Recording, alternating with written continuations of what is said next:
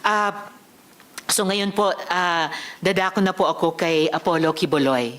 So, Mr. Quiboloy, bibigyan ko po kayo ng pagkakataon na magresponde sa mga akusasyong ito. At marami po sila.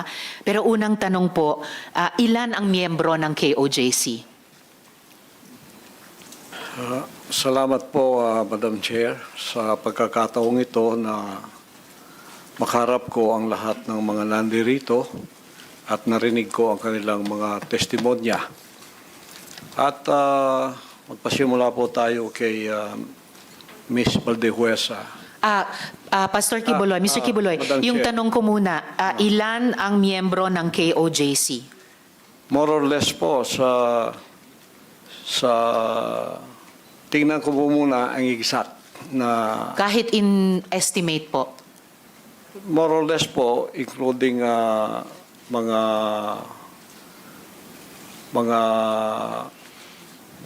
partners, yung ibig sabihin ng partners, yung hindi pa membro, pero covenant partner na sila, mga more or less 7 million. So kasama, so miyembro plus covenant partners, mga 7 million Oo. sa inyong pagkabilang. Okay, sa mga follow-up question ko po, dun sa mga testimonya na ng mga victim survivors, sinexually abuse nyo ba ang mga babae at mga menor de edad? At Wala ginamit nyo pong- ba ang relihiyon para i-sexually abuse Wala sila? pong katotohanan yung kanilang mga sinabi. Kung meron po silang mga charges na kriminal laban sa akin, malaya po silang mag-file ng kaso at doon ko haharapin at sasagutin sa tamang forum sa korte ng ating lupa tulad ng kinakaharap namin ngayon. And actually, on that matter and for the record, may at least isa sa victim survivors na dati nang naghain ng kaso sa inyo dun sa Davao, kaya lang dinismiss. Kaya inappeal nila sa Department of Justice.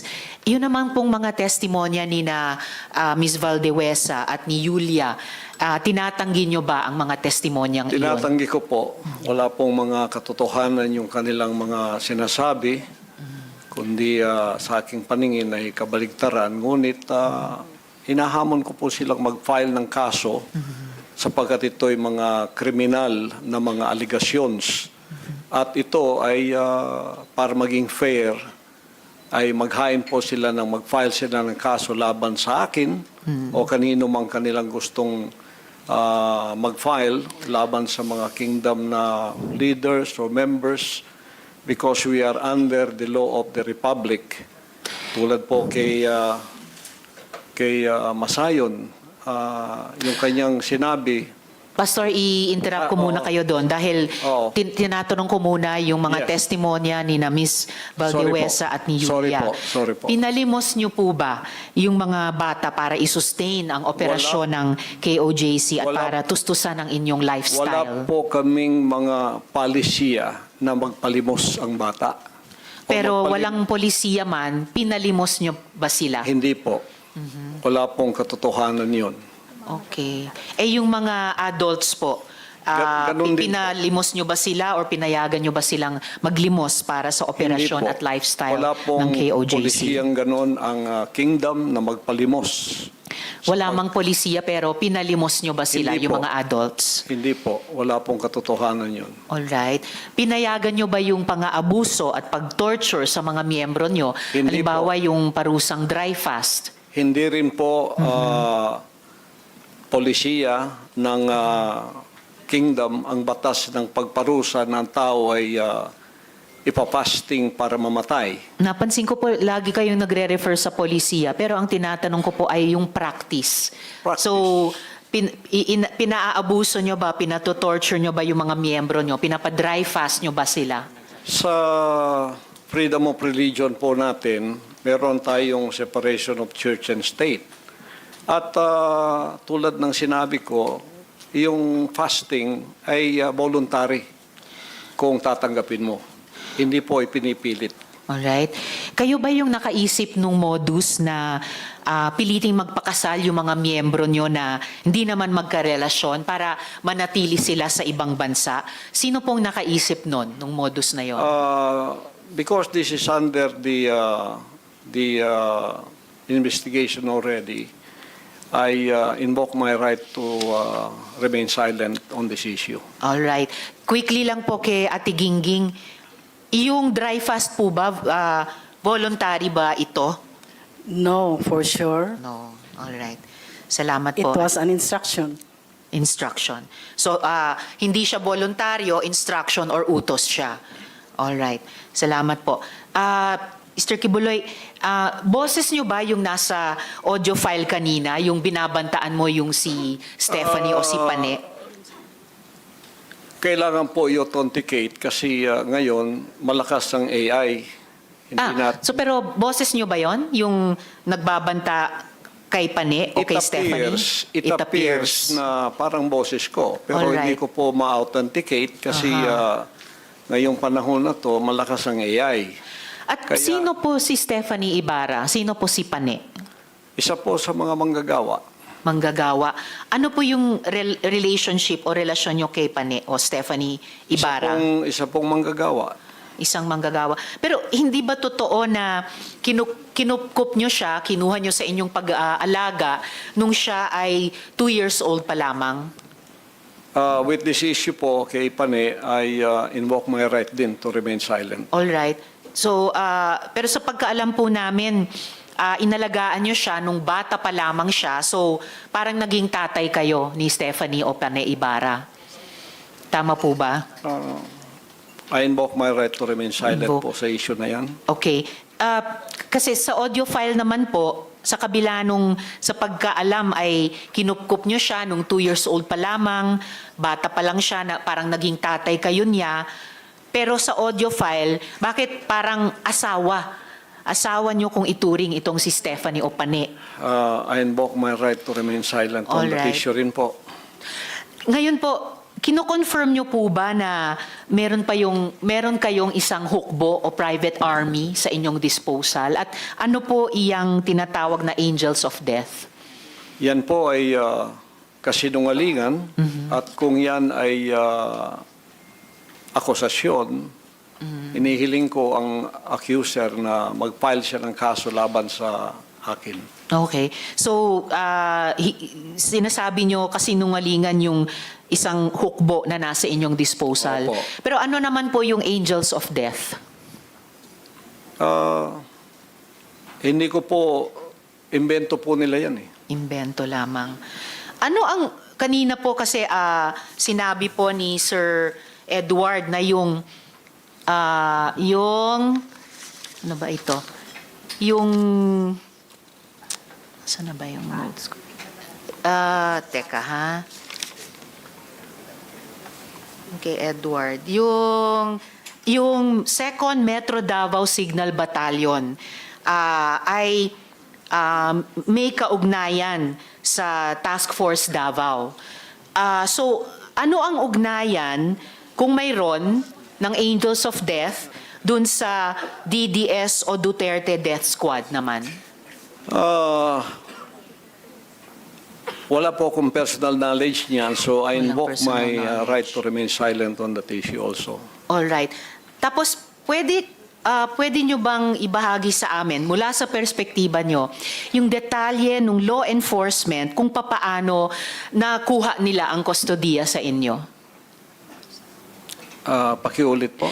Mula sa inyong pananaw at karanasan, paano pong nakustodiya kayo sa kamay ng gobyerno, ng ating law enforcement With agencies? that issue po, I also invoke my right to remain silent.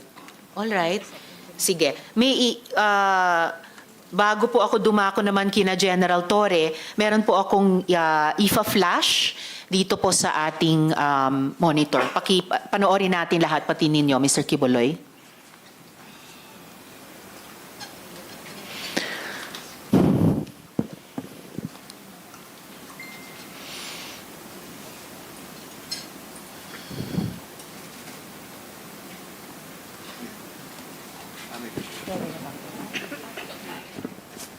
Sige.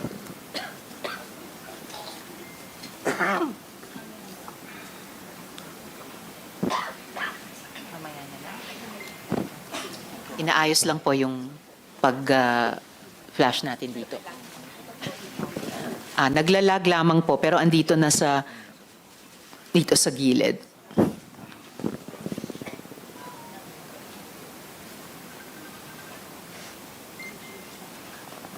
Meron pa lang ako nakikitang pamagat ng event na closing ceremony. Okay. Welcome, closing ceremony. Military orientation training.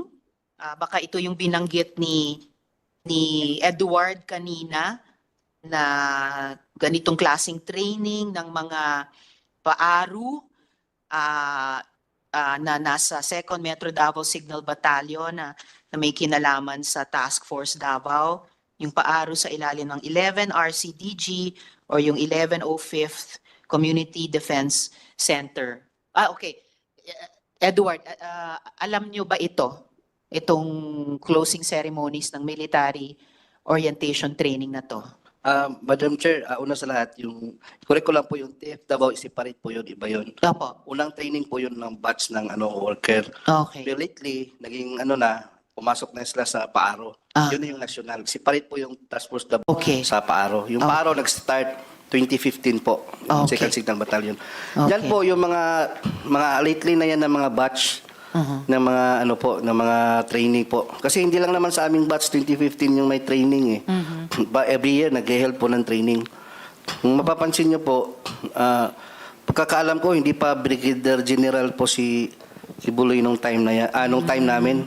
Parang bago lang ata yan naging Brigadier General sa reserve unit. Yes, na nakikita natin sa litrato na natakpan lang ng pagbilog sa kanila pero BGen, Pastor Apollo C, Po, na I sa suppose plane po. Kibuloy. Apo. Pwede nyo bang i-confirm ito, Mr. Kibuloy?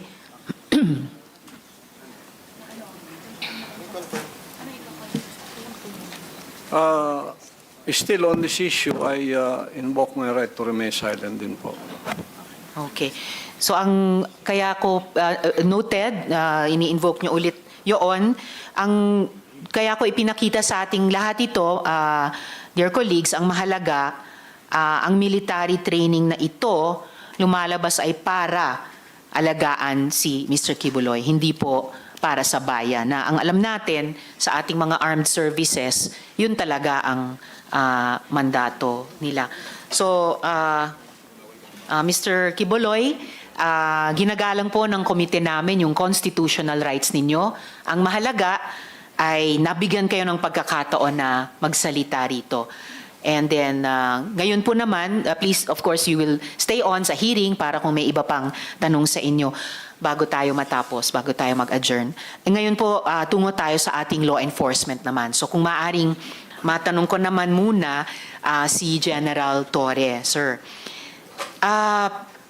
General, nung nakuha po si Kibuloy, naging usap-usapan po noon kung naaresto ba siya or sumuko ba siya. Pwede nyo bang liwanagan ito para sa amin? Paki-update nga po ang bayan. Once and for all, ano po ba ang nangyari?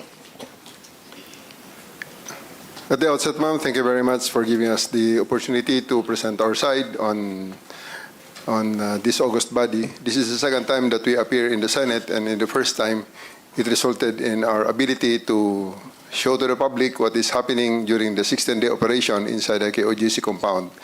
And today, we do hope to continue with our quest for justice to help the victims look and find and receive the justice that they also deserve.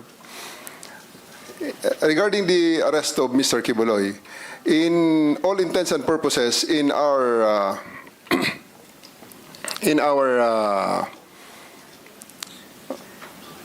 whole operations, he is arrested because he submitted himself to my representative because he has no other options other than submit himself to the custody of the law. Because whether he like it or not, he has no other options during the time. Because I have 4,500 people around him inside his compound, and 1,200 is concentrated on the two buildings that he has control of. On the part that he is saying that he voluntarily surrendered, it is just on the colloquial and the popular term of this term surrender, because he has no other option. Again, I will stress on that, because all the other units there that provided us with assistance only provided prisoner transport from the place he is arrested to the place where he is detained. So that's I think the synopsis of everything that transpired during that day on September 8th, when he took custody of him to make him answerable to the crimes that he is charged of in various courts in the Philippines. Salamat po, General. And bilang isang sibilyan, isang mambabatas, naiintindihan ko na anuman yung colloquial or popular term na gamitin, ang outcome ay nasa kamay na siya ng ating mga otoridad dahil sa environment na na-create nyo on the ground, no? Kasama itong 4,500 personnel nyo, na yung 1,200 ay dun lamang nakakonsentrate sa dalawang building kung saan siya tumagal, no, ng ilang mga Yes, mga ma'am. araw. I Yes, do General. believe, ma'am, I do believe that the term surrender and arrest is being debated upon. Well, I do believe that the camp of Mr. Kibuloy would like to model the issue on the term the surrender and arrested, because it has great bearing on the criminal case that they are facing, ma'am. So they can use the voluntary surrender term as part of their maybe their defense for and prayer for leniency and cite it as a mitigating circumstance. However, it is not the case, and it was never the case in this situation, ma'am. Well, in any case po, General, tulad ng nagtiwala kami sa PNP na sa tulong ng ibang mga other units na nag-a-assist ay mapapasakamay nyo rin si Mr. Kibuloy, may tiwala rin ang komite ngayon sa Department of Justice na ma-handle alang-alang sa mga victim survivors at alang-alang sa ating bayan yung mga kaso ni Kibuloy. General, ang sabi niyo po ay may mga continuing crimes na nagaganap sa loob ng KOJC compound. At sabi niyo po na may mga iba pang mga biktima na gusto ng PNP pang sagipin. So, pwede po ba kayong mag-elaborate tungkol dito? As of the moment, ma'am, we are partnering with the Department of Justice in building up other cases to be filed against Apollo Kibuloy and his cohorts, his companions. Last week, we have filed sedition and inciting to sedition charges against them through the Department of Justice and with the assistance of the special prosecutors assigned by the DOJ for this case. And there's still continuing build-up on the possible rescue of other people, because we had experienced the extensive brainwashing. Mr. Kibuloy had a head start of around 30 years against the law enforcement, and we are just scratching the top. And I do believe that as time goes by, as people see the fallacies of his declarations, more people and more victims will be having the courage, will summon the courage to actually seek for the redress that the law is ready to give them. Maraming salamat para doon, General Torre. Yun din yung wish ng komiteng ito at napaka-importante yung sinabi nyo na may build up pa kayo para sa dagdag na possible rescues. Of course, mga adults din at lalong-lalo na siguro yung mga bata tulad nung anak ni Miss Jocelyn na buti na rescue na rin niya, no? At sa tulong din ng DSWD at saka DepEd. Lastly for now, mula sa akin, General Torre, sabi nyo po, may mga humarang sa inyo sa pag-aresto kay Kibuloy. Ito ba'y, halimbawa, kagaya ng paglalagay ng mga fire truck, iba pang sasakyan para harangin yung highway mismo sa labas ng compound. Ito ba'y mga KOJC members din? O meron ding mga opisyal ng gobyerno? Sa tingin nyo ba ay may involvement pati yung local government sa pagprotekta kay Kibuloy? Well, on the direct evidence that we have right now, ma'am, we have seen members and non-members alike who had conspired to prevent us from serving the warrant of arrest for Kibuloy, or at the very least make it very, very difficult for us to actually do our job. And it's not for the persistence and faith of my superiors and the people from the government, and also the cooperation and the blood, tears, and sacrifice of my men, we would not have achieved and overcome that the obstacles that they did to prevent us from achieving the mission. We had experienced roadblock after roadblocks, and the pressures, especially considering that the compound is very large and the only coverage that we have there is the SMNI, to which we are actually asking YouTube to take down, considering that it's being used to protect a fugitive not only from the Philippines, but also a fugitive of the laws of the United States. So we're asking YouTube to actually take down the channel of SMNI and also Facebook for them to prevent from using those social media platforms as leverage for their illegal activities and criminal activities, basically. And at this juncture, ma'am, I would like to thank the Senate for giving us this chance to show to tell our story, the side of the story, hoping that this is a hearing in aid of legislation, and I do hope that legislation will really be passed to help us and again give leverage to the law enforcement, because I can really feel that in the 6-10-day operation we have reached the limits of the law, and we have really tested the limits of the law there, and I do believe that we still did everything within the bounds of the law, however difficult it may be. And I do believe that it's time that we also try to adjust the law in the hope that it will be more responsive to the needs of the time. Because if we only listen to all those telling us that, especially the lawyers of Apollo Kibuloy, telling us that we are doing things illegally because for 16 days we stay there without a search warrant, citing that the use of the warrant of arrest as basis of our search, and stay there in the compound, which I believe that they are wrong, really gave us this sometimes this sense of doubting ourselves, especially that the propaganda day in and day out is hitting us left and right. And I do think that this opportunity comes, because if we don't adjust and make the law more responsive to the current times, it will create a situation where some people will be definitely beyond the reach of the law. Because if we are not that persistent, Mr. Kibuloy will still be out there laughing at us and just telling everything that things that he wants to say, because he will be out. He will be always out of the reach of the law.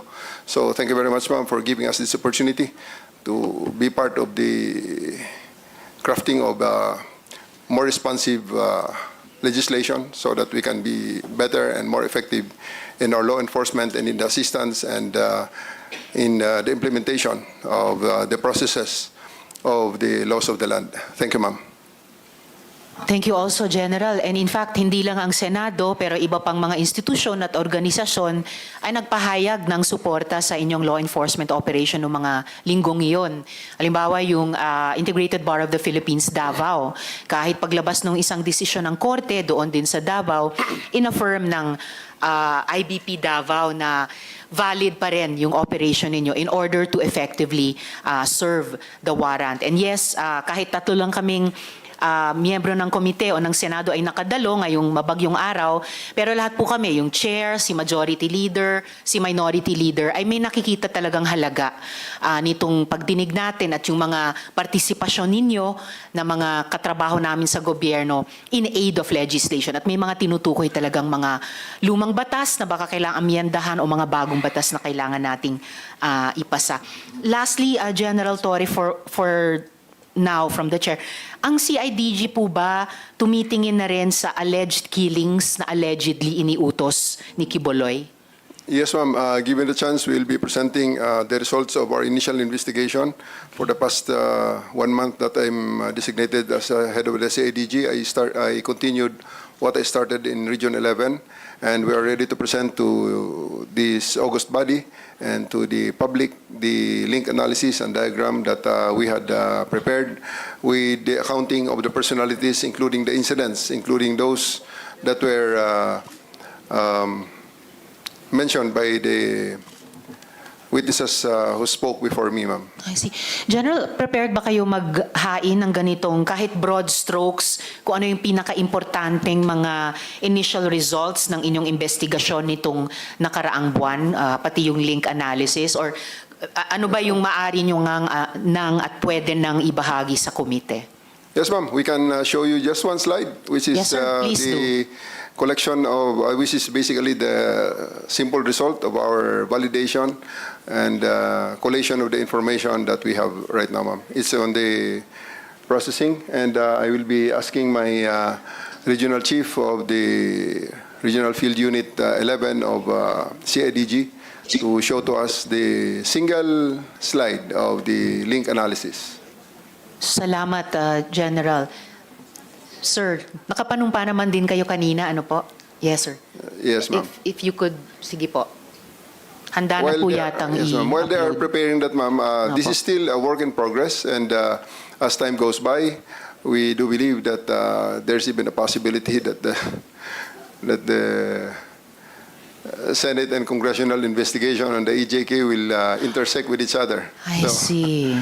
So there's Well, that's very important. Para sa kaalaman ng lahat, ang investigasyon naman ng Senado sa ilalim ng Blue Ribbon Committee ay magsisimula naman po sa Lunes, 28 nitong buwan, at ang magpapangulo ay si Minority Leader Senator Coco Pimentel.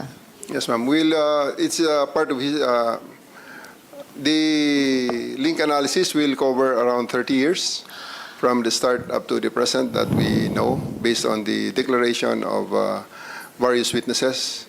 There may be times that things will be for validation. The danger is only libel. Maybe so that's why I ask my personnel to redact the Yes, sir. link analysis, remove the names. Apo. But rest assured that without the reduction, there will be actual names that will be given in there. Very well taken, General. That will include victims who were already killed, who had died, and that will include the witnesses that you have just heard today, and how they are positioned in the network of Mr. Kibuloy.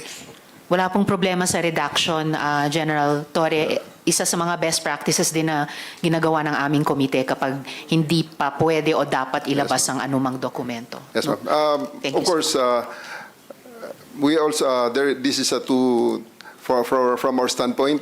This is a two-edged sword. This will give Mr. Kibuloy the idea on how far we are in the investigation of his organization. But also, we are presenting this to the public, hoping that to show the public and the potential, especially the potential victims, the other victims who have not yet spoken, have not yet surfaced, to have the courage to believe in us that we are actually in the correct path to the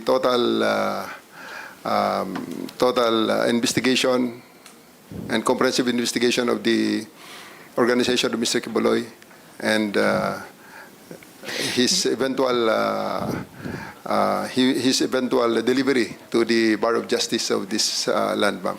General, magtitiwala po ang chair sa judgment nyo Yes, ma'am. kung ano ang tingin nyo dapat at pwede nyo ng isa publiko without telegraphing any of your punches sa defense team ni Mr. Kibuloy. Yes, ma'am. The chair will respect that po. What you want to and can present in public sa hearing na ito, o ano yung gusto nyong isumite na lang muna in writing, or dahil mag-adjourn na tayo, wala nang executive session, but I will trust your judgment po. Ano yung gusto nyong ilabas ngayon in public hearing, ano naman yung gusto nyong isumite na lang in writing, or totally not submit yet habang work in progress yung investigation. Thank you, ma'am. I would like to acknowledge the immense work of Colonel Hanser Marantan here, the chief of the Davao City Police Office, to my left. Yes. They had been working closely with Colonel Jean Licod, my regional chief of the regional field unit 11, under the direction of our chief PNP. He had who had given us the instruction to really focus on this operation. Please, we only use the. Please only flash the Jean. Pakibantayan mo na lang yung link diagram lang. Or Link diagram sir, lang. General, while we're waiting for the finalized, redacted and finalized slide, maybe I can pose some questions kay Colonel Marantan. Yes, ma'am. Thank you, General. Colonel, kaugnay sa isang follow-up question ko kay General kanina, naging usap-usapan din na mayroong mga kailangan pang i-rescue na mga kababaihan at kabataan, in particular sa loob ng KOJC. Ano pong actions ang kinuha ng PNP? At may mga rescue attempts ba na ginawa in coordination sa ibang mga government agencies? Madam Chair, yes. In fact, we have a good accounting with them. I have prepared some slides there for your appreciation. Maybe it's there already on the PowerPoint presentation. Or baka, Colonel, pwede nating ipakita yung 3 slides nun Yeah. kasabay or pagkatapos nung iisang slide, yung finalized and redacted na link analysis. So kung pwede, magpatuloy lang muna yung verbal na pagtatanong ng chair Yes. sa inyo. Yes, Madam Chair. Salamat, Colonel. Marami ding vloggers na nagulat ng, ito na po. O sige, suspend ko muna yung pagtatanong sa inyo, Colonel. Balikan po natin yung slide na pwedeng kayo rin po, Colonel. Sino pong magpe-present nung slide ni General? Kayong dalawa po. Si General at kayo, sir. At si Colonel Marantan. All right. So the 3 gentlemen. Colonel General. Marantan will do the honors, ma'am. All right. Colonel Marantan, you have the floor po. Madam Chair, please allow me to read some lines of this prepared opening statement by the DCPO. So I will cover about 4 slides there, and i-cover ko yung magbibigay ng statement mamaya member of the pastoral also. So with that, after nearly a month of daily attempts to arrest Pastor Apollo Quiboloy and his cohorts inside the KOGC compound, which is 30-hectare property in Davao City, on September 8, 2024, he was arrested by the PNP. After various dramas have been witnessed by the public in relation to this arrest, and a number of victims of Quiboloy have slowly surfaced, approached us, and has given significant information about the illegal activities of said personality committed repeatedly over the years.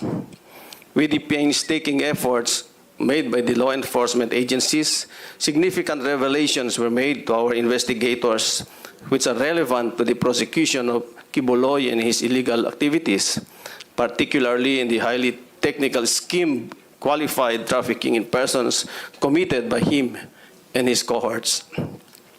These reports were voluntarily offered by the victims to the PNP with high hopes that justice will be served to other victims who were lured by Quiboloy and his victimization.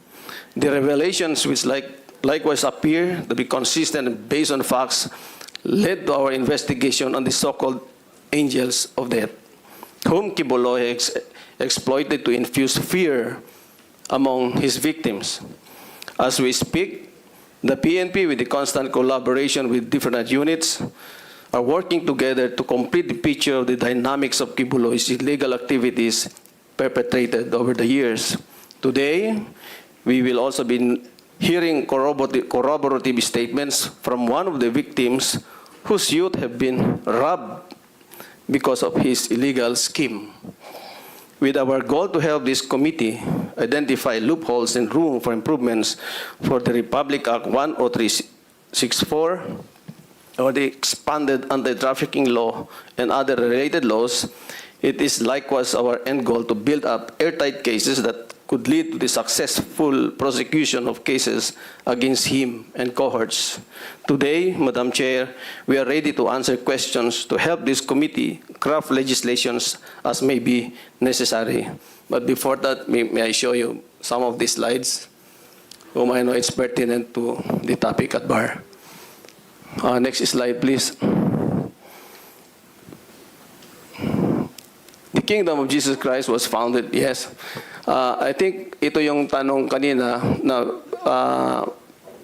next po, next na. Next slide. Thank you.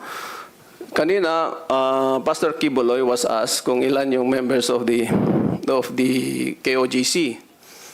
And publicly announced that their members have reached about 8 million followers. However, based on the interviews conducted by us, only about less than 8,000 members are believed to be currently active members of the said religious denominations worldwide. And nakita po ninyo sa screen yung breakdown. And these are all, they were all supplied by some of the members, akin to the dynamics of KOJC. About 20 countries plus one, the Philippines, about 21 countries ang nailista ho namin dyan. Next slide. Nandyan ho yung mga numero.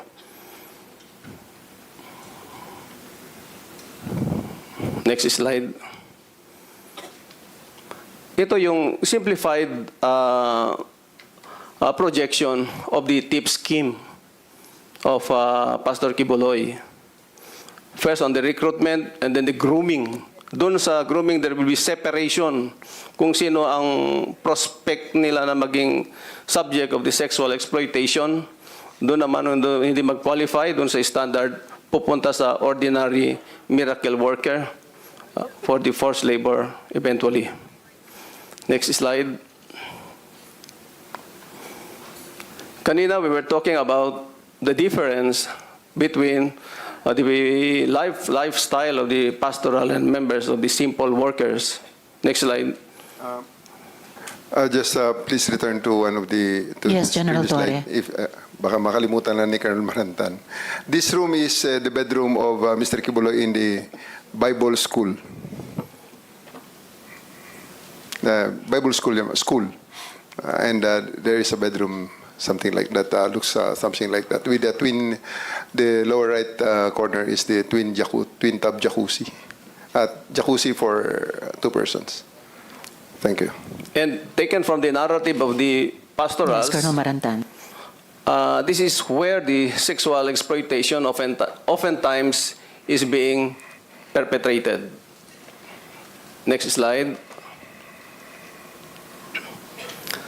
Yan po yung difference na sinasabi kanina ng mga kasama natin ng mga resource speakers.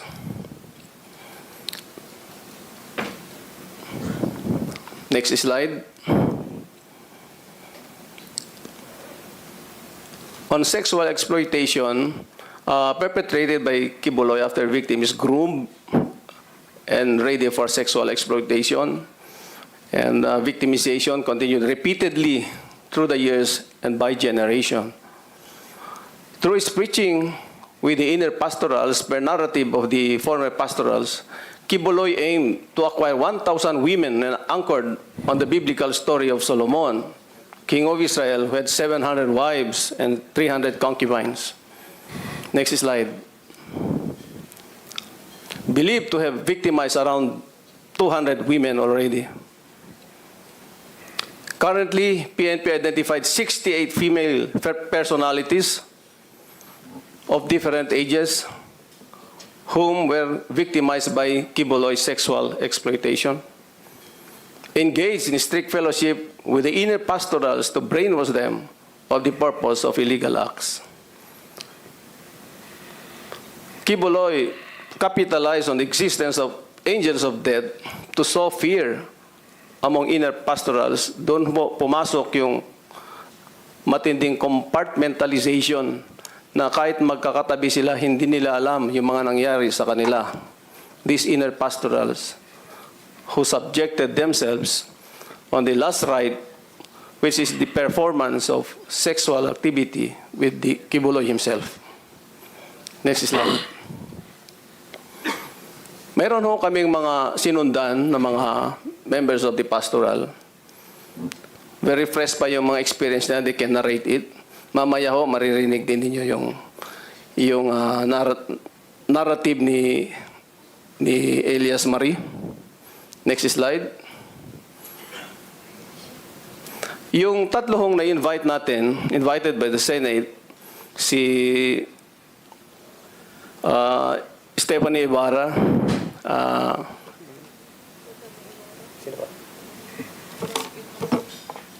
and three of them, pwedeng i-refer ko lang. Si Olive Campo and Jack Holtz, ay hindi ho nag-respond sa invitation by the Senate. Pinapakita ho namin sa inyo ang due diligence performed by the members of the DCPO. Pero apparently, they did not heed to the invitation of the Senate, especially Stephanie Ibarra. Next slide.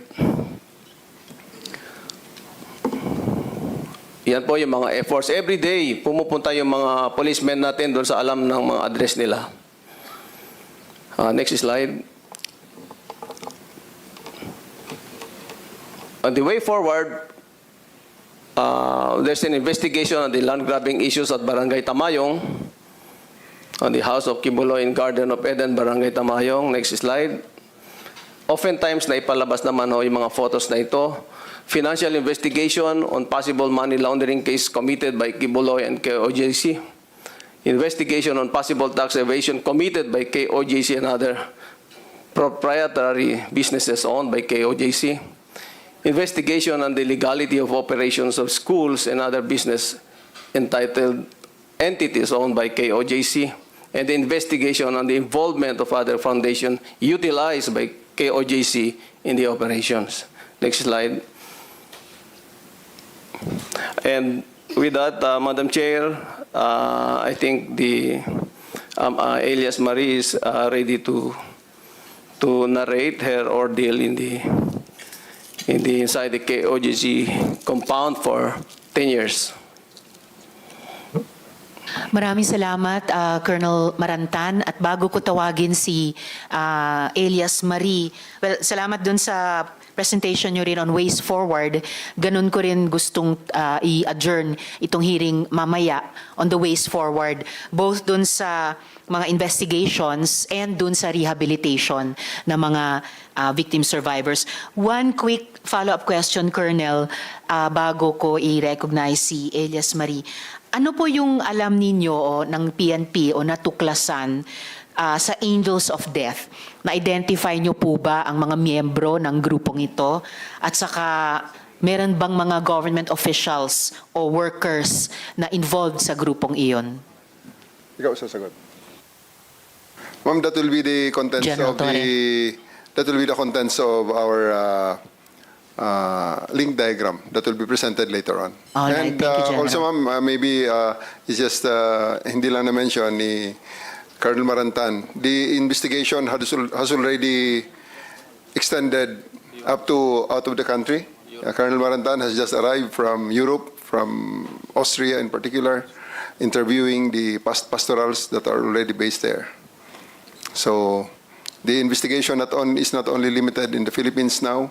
We had already sent agents, and we thank the PNP, our Chief PNP, General Marbil, for supporting us and to go sending officers actually as far as Austria to conduct the investigation. Thank you. Salamat din, General Torre. Mukhang na-upload na yung slide ng link analysis. Gusto nyo bang ipresenta yung pinaka-importanting aspects nito bago ko i-recognize si Elias Marie?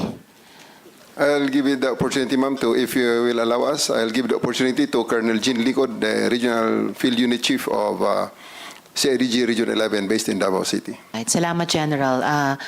Colonel Likud, you have the floor po to present the highlights nitong slide. To the chairman, Madam Risa Ontiveros, ma'am, good afternoon. The other members of the Senate and, of course, the distinguished visitors, good afternoon to everybody. The presentation that I will be making this afternoon is just to support whether or not there is an existence of angels of death. So, if you don't mind, if we could just go back just a little bit to the background, ma'am, so that I can read. Please proceed, Colonel.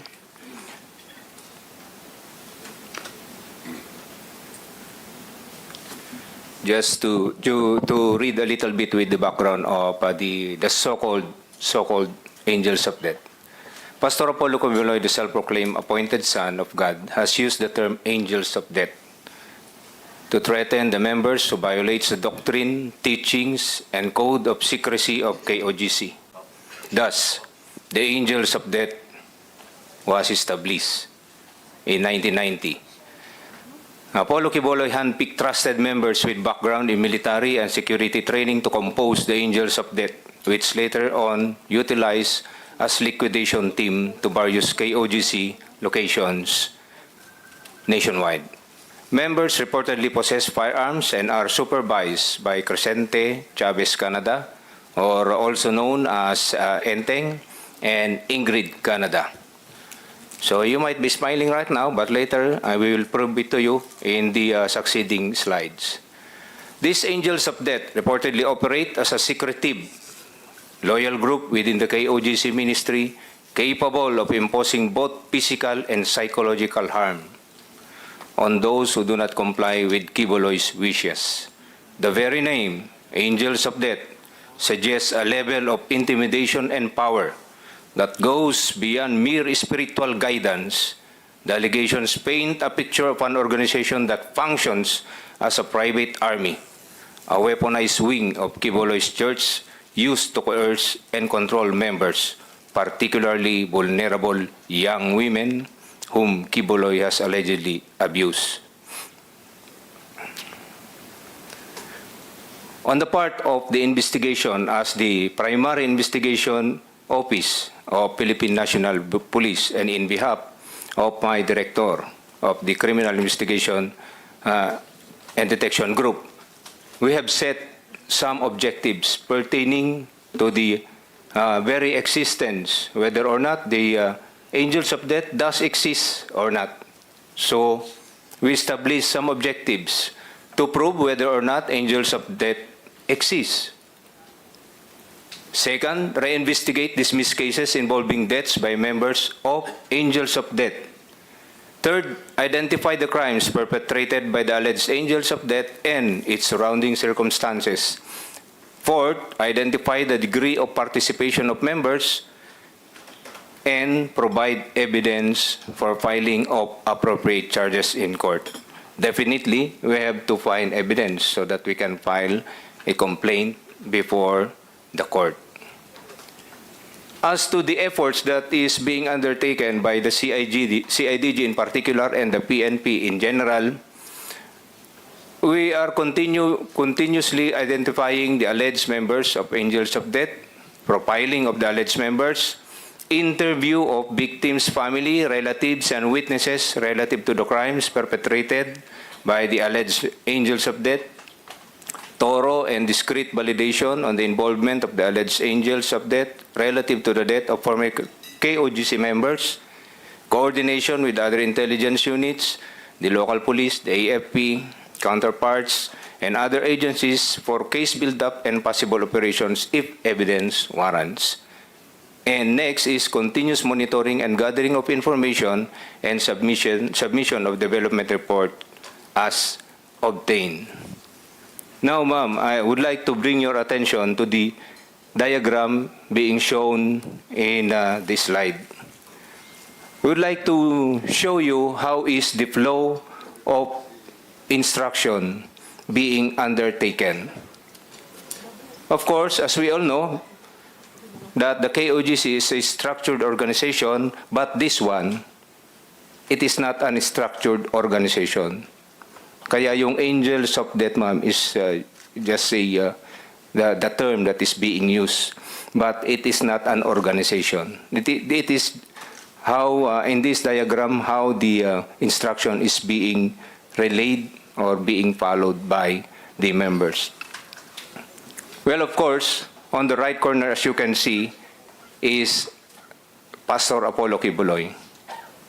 Based on that diagram, Madam Chairman, there are 4 na kanyang pinagkakatiwalaan ng kanyang mga instruction. Si Mr. B, of course, Mr. Crescente Canada, si Ingrid Canada, at saka si Pastor Acobo, based on the diagram. Yan ma'am yung 4 na mga pinagkakatiwalaan niya as of now, base doon sa mga nakukuha nating mga interviews and affidavits na nakuha natin. So yan ang lumalabas sa sa ating structure. Now ma'am, in relation to the punishments being undertaken on some deaths also, but we are not saying that they are the perpetrators. That's why, on the words of our director, we are on case build-up. We have to gather evidence so that we can prove the objectives that we wanted, to prove the whatever crimes that was committed. Those are the circumstances. To explain further, ma'am, the diagram. If you see on the diagram, ma'am, most of the instructions is coming from Ingrid Canada. However, if you look into the diagram, dotted lines po siya, ma'am. So meaning, she gives the instruction, however, they needs confirmation from Crescente Canada. That is why there is a solid line coming from Crescente Canada. So hindi pwedeng si Ingrid lamang po yung magbibigay ng instruction at siya lang din po yung susundin. So manggagaling, i-confirm din po nung mga 1 to 12 na yan and more kay Crescente Canada.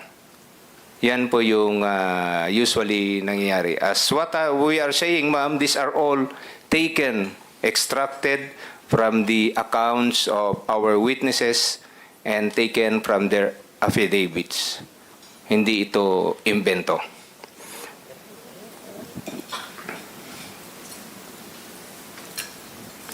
All others, ma'am, yung mga nandyan, ma'am, yung mga nakapula po dyan, ma'am, if you look into that.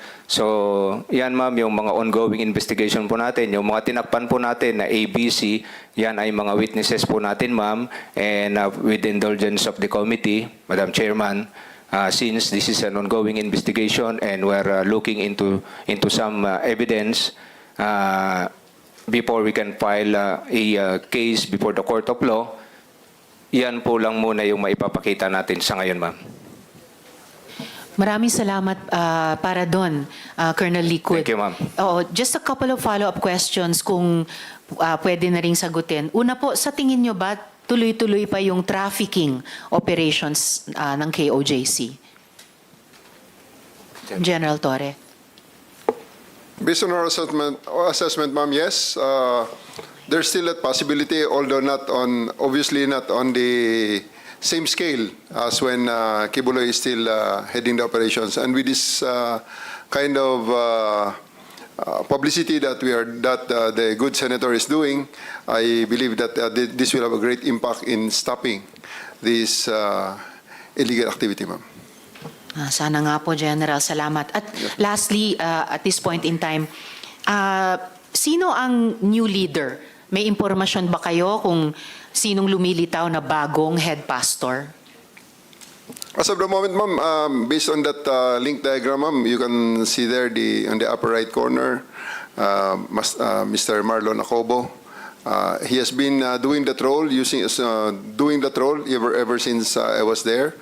We were there, and I would like to clarify that among the informants that we had, that were covered in that link diagram are people that you actually heard a while ago, ma'am.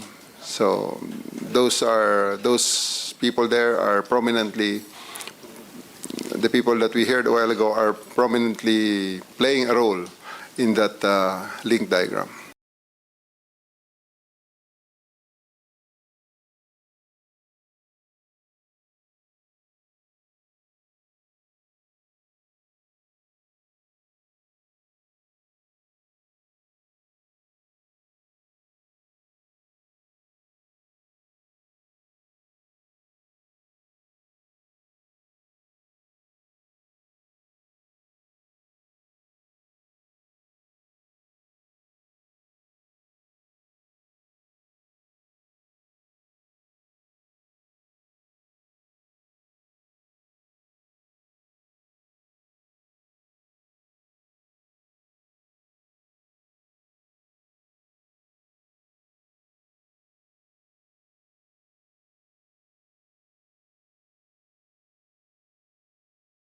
kung pwede ko nang tawagin yung isa sa mga victim survivors na magsasalita sa atin ngayong hapon, alias Miss Marie. Willing po ba kayo magbahagi nung karanasan mo? Briefly, pero ano yung pinaka-importanteng yung kwentong buhay mo na gusto mong sabihin sa aming komite? You have the floor. Good afternoon, Madam Chair, Senator Risa Hontiveros, and everybody present in this hall. Ako, alias Marie Josephine, Filipino, nasa legal na edad at naninirahan sa Davao City. Matapos na makanumpa ng naaayon sa batas ay malaya at kusang loob na naglalahad ng mga sumusunod. Ako ay dating membro ng Kingdom of Jesus Christ o KOJC simula nung ako ay grade 5. Naging membro ako ng KOJC dahil in-endorse ako ng aking mama matapos siyang maging avid televiewer ni Pastor Kibuloy sa kanyang mga programa at enrollment iyon ng pasukan. Ayon sa kagustuhan ng mama ko, napagdesisyonan niyang ilagay ako sa KOJC para mapunta ako sa safe environment kasi natatakot siya na may mangyari raw masama sa akin kasi may itsura daw ako. Sa pagkakaalala ko, noong June 2013, dinala ako ng mama ko sa KOJC. Nag-attend kami ng Thanksgiving and worship presentation sa KOJC Cathedral. Napaka-welcoming ng mga membro ng KOJC sa amin kasi kusa naman kaming nag-attend ng service worship nila. Sa pagkakataong iyon, nakuha namin ang atensyon ni Nelly Canada na sa pagkakaalam ko ay may mataas na katungkulan sa Jose Maria College o JMC bilang Dean o Administrator. Pagkatapos ng worship, in-invite kami ni Mama na ipakilala kay Kibuloy sa dating Victoria's Building kung saan doon kumakain si Kibuloy at malalapit sa kanya pagkatapos ng worship.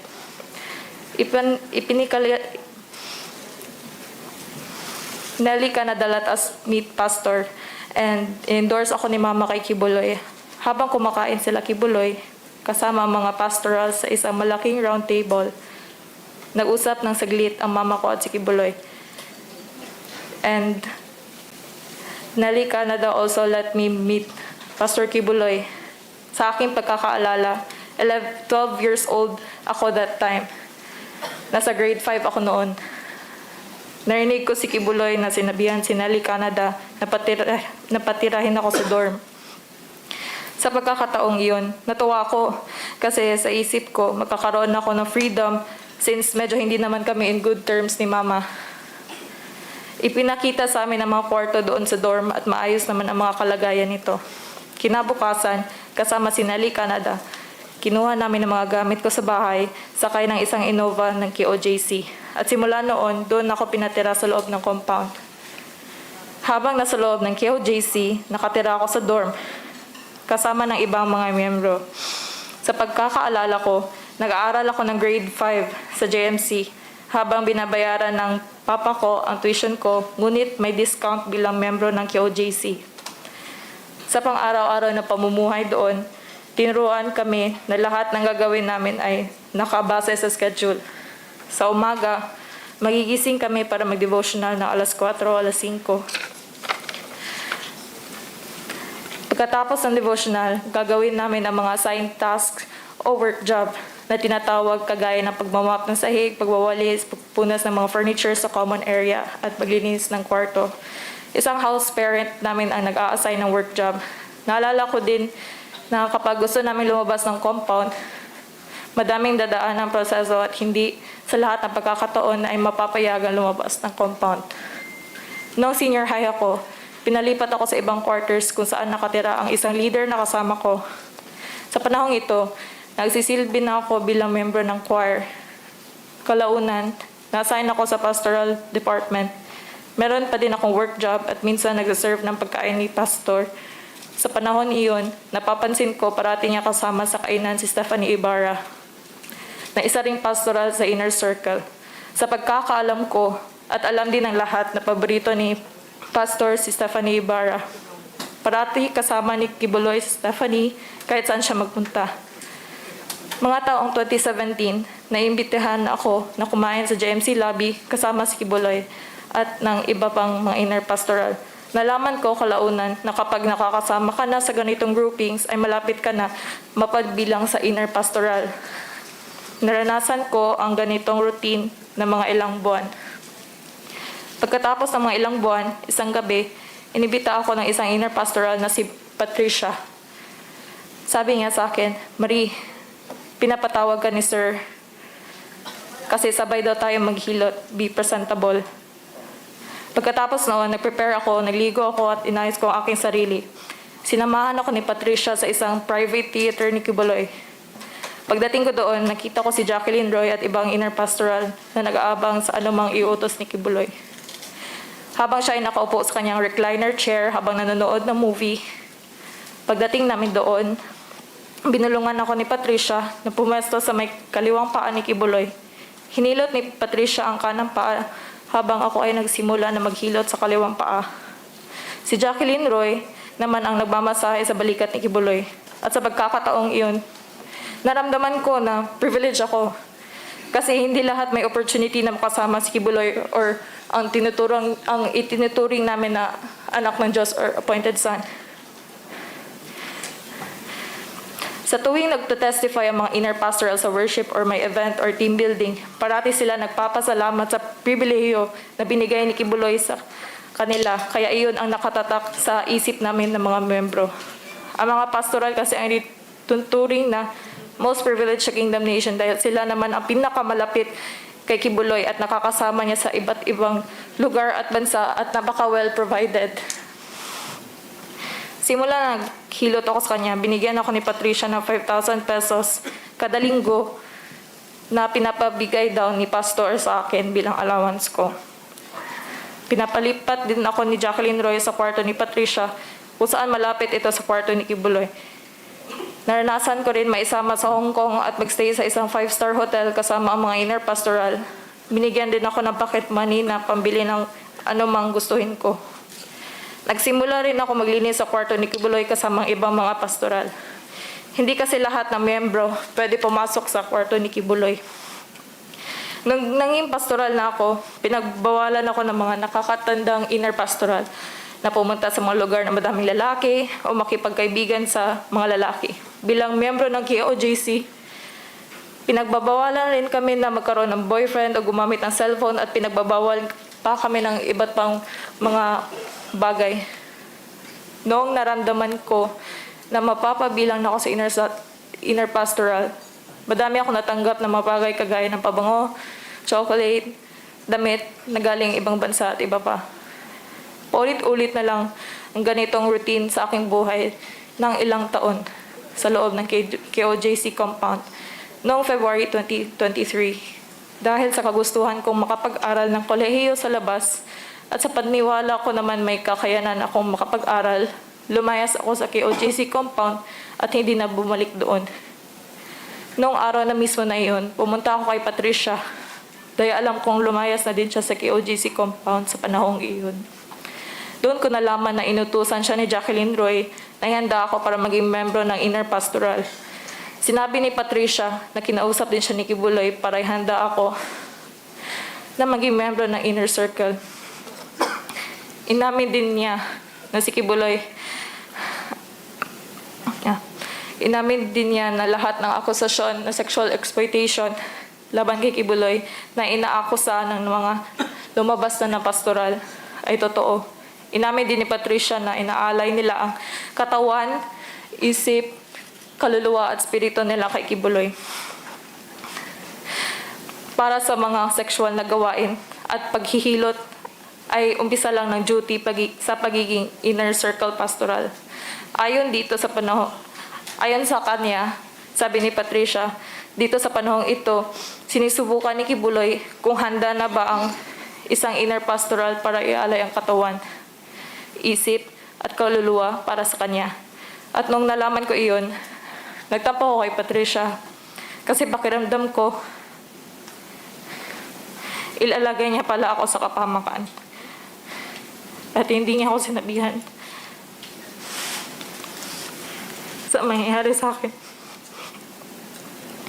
Pero nagpapasalamat naman ako dahil nakaalis na ako doon sa compound. At hindi ako na pagsamantalahan.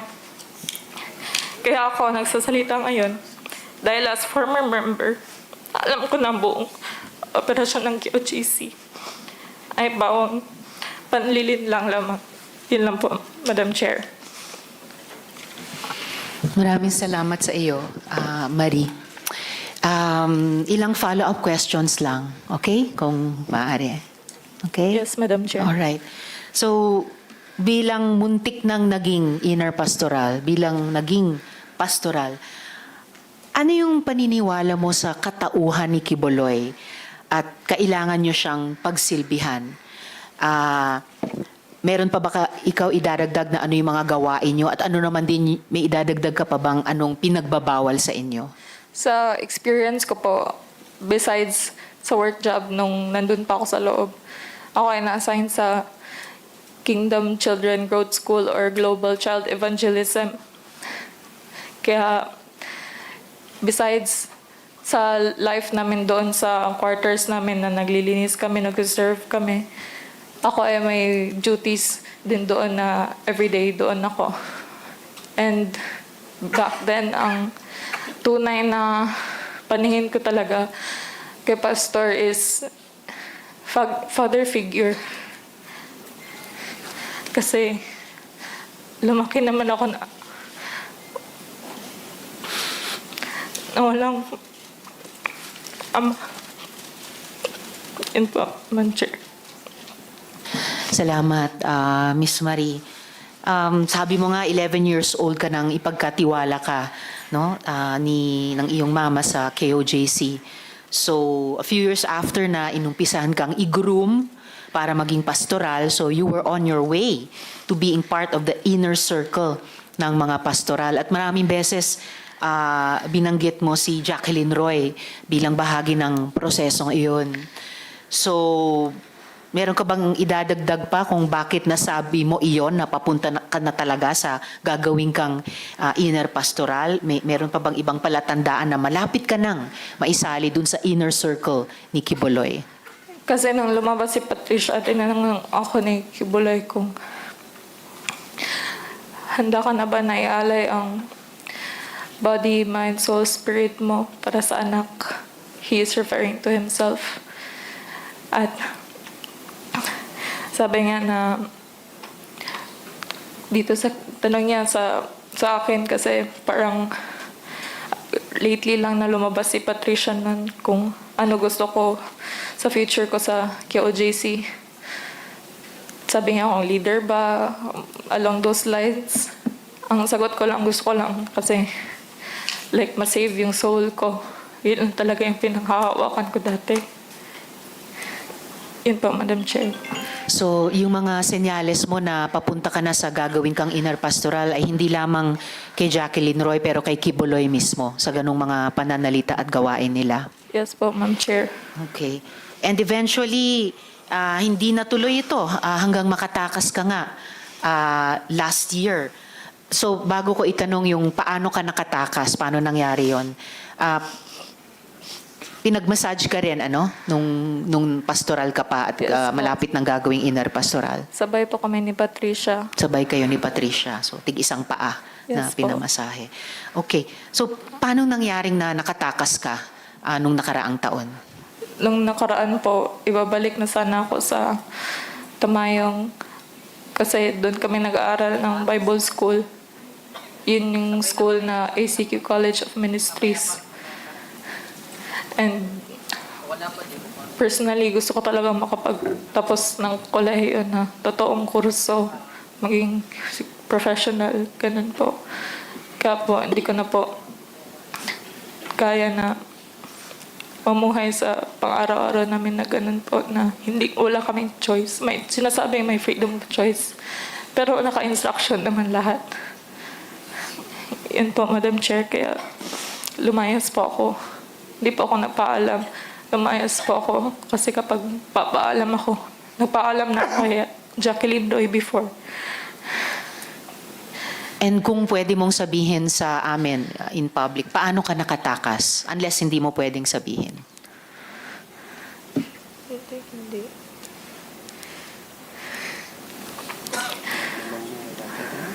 Okay lang kung hindi kaya, sabihin mo lang sa akin kung kaya mong sabihin or hindi. I beg po, Madam Chair, na hindi po sasabihin. Okay. So at least hindi mo sabihin in public. Huling tanong ko sa iyo sa ngayon, no, Miss Marie. At sinabi din ito ng ibang mga resource persons natin, pati mga magulang. Maraming mga bata ang nasa poder ng kingdom. Dahil bata ka pa nung nag-umpisa sa KOJC, ano yung mga obserbasyon at mga nalalaman mo na mga nangyayari sa mga batang miyembro? Isa po sa mga na-observe ko po doon, like recently lang po last year, may case po about sa bata sa indangan na sexually molest siya ng isang LGBTQ na member. Lalaki po siya na bata. Nurse po siya supposedly. Tapos I don't know po kung na-raise nila to legally. Okay. And I know po na hindi lang po ito isang kaso na may batang namolest siya sa ibang properties ng KOJC.